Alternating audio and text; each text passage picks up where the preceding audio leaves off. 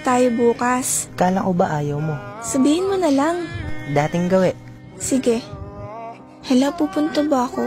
Hindi na lang siguro itetext ko na lang na sa makachinchan ko. Pwede ba yun? Ay bobo, wala nga pala akong number niya. Pero sige na nga, punta na ako.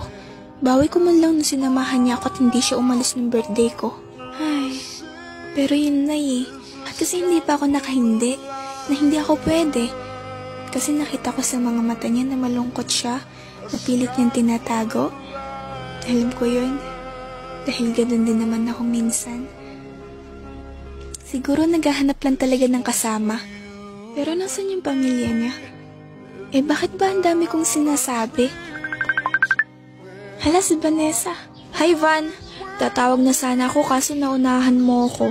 Bakit? May problema ka ba? Oo, malaki problema ko. Ano? Nakita ko si Tristan. Tristan? Yung guy na sinabi mo sa 7-Eleven? Oo, siya. Ano ulit yung sinabi mong imposible mo siyang makita? Oh, anong problema? Nagkausap ba kayo? Oo, kanina. Sa SM nandun din siya. Hiyang-hiya nga ako kanina, alam mo ba yun? Nahuli lang naman niya ako na nagpapanggap. Nagpapanggap na ano? Na hindi ko siya kilala. At may pasabi pa ako sa kanya na, hello, kilala ba kita?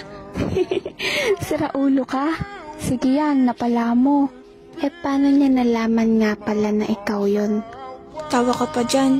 Paano yung ID ko nasa kanya? Ilang araw kong hinahanap, nasa kanya lang pala.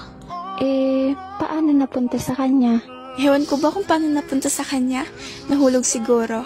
Ewan. Oh, ano pang nangyari? Birthday niya bukas at kung maaari daw, samahan ko din daw siya. Pupunta ka? Hindi sana pero umuuna ako.